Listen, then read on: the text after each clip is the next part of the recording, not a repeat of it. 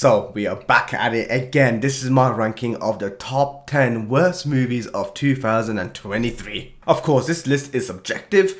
Say what you want. I'm sure you probably have a different list compared to me, but this is my official ranking. And to be honest, there's quite a few movies that I could not put in here because this would easily become our top 20 or 30 worst movies of 2023.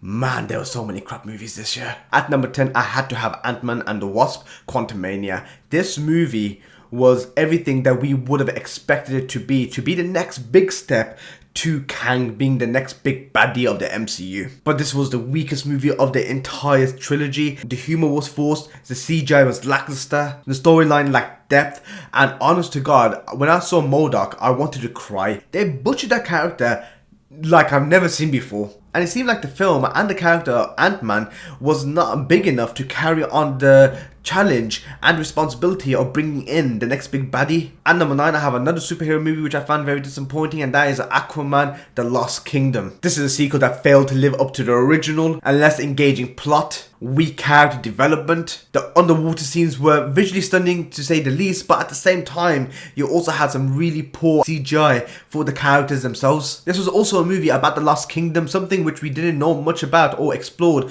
until the last final act. And of course, James Wan being the director that he is, this is not the film that he wanted to make. I guarantee you this. This is almost as if that he knew that this film was going to bomb so badly that he did what he could, he salvaged what he could, but after the debacle with Amber Heard and Johnny Depp, unfortunately, it just made this film a huge mess with the amount of reshoots. This film felt forced, and you could tell what scenes were the reshoots. At number 8, I have Wish. Now, Wish was one of those movies which I was looking forward to. I love a good animated movie.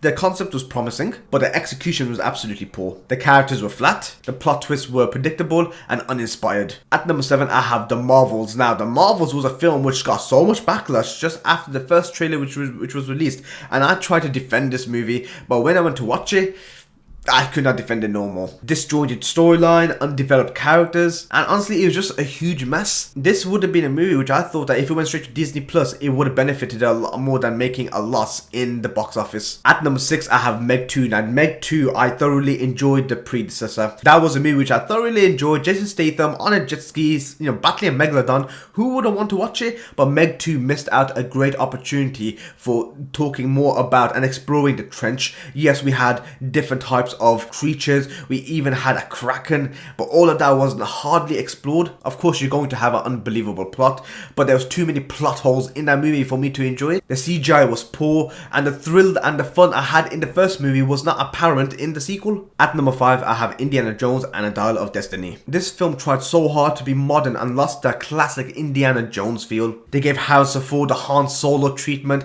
as they did in Force Awakens, destroying his character, destroying his credibility, the poor CGI, the rush script. Honestly, James Mangold, when he was attached to this movie, I had such high hopes because he is a phenomenal director, but this was a movie that I wouldn't be able to recognize if you told me James Mangold was the one directing it. At number 4, I have The Exorcist Believer. Boy, oh boy, this film had so much potential but absolutely screwed the pooch. The original Exorcist movie was beyond the years, capturing the essence of horror and suspense, but this film had the potential to be even better than that. But when you saw the director who was attached to this, which was David Gordon Green, and he was the one who helmed the new Halloween movies, Halloween, Halloween Kills, and Halloween Ends, you knew this movie was either going to be really good or really bad, and unfortunately it was really bad. The horror elements felt forced and unconvincing. I did not feel scared. If anything, I was cringing for most of the scenes. And honestly, it was just a huge disappointment. And I cannot believe they are making a sequel to this, which is part of a trilogy which they're releasing in April 2025. At number 3, I have Expendables 4 or Expendables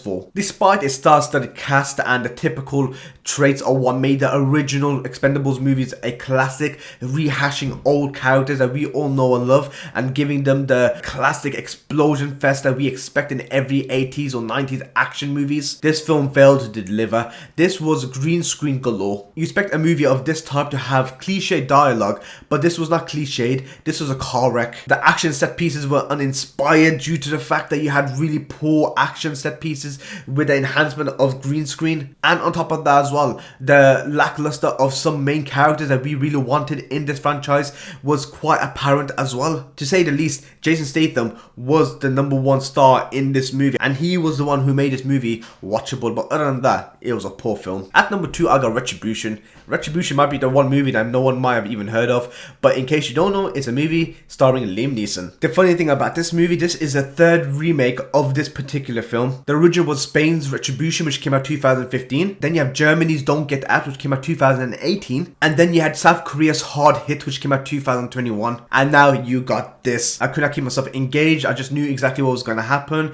The plot was predictable, and it tried to do everything that you'd expect in a cliched movie of this sort. Honestly, Liam Neeson really needs to give up on these sort of movies and find a director that he can handle himself with. When he made films like The Grey, which came out 2011, or even Taken 2008, to be honest, he's still carrying on the hype train from Taken 2008, but when he made those sort of movies, those were enjoyable. And at number 1, it has to be Winnie the Pooh, Blood and Honey. This whole film was just a disaster. Yes, I know it had a really cheap budget, the characters were jarring and unappealing, the story lacked coherence, and it failed to deliver any meaningful scares or frights. Bearing in mind there is a sequel to Winnie the Pooh, Blood and Honey, which I'm not even surprised, because this is going to become those typical C/B movies in the future. And those are my top 10 worst movies of 2023. Of course, your list might be completely different to mine. There are a few which I missed out completely, because like I said, I wish I could make this even longer, but the video would just go over the top. But yeah, my top 10 worst films of 2023. Did you have any of those films on your list? What do you think I should have added? And what did you think of the list overall?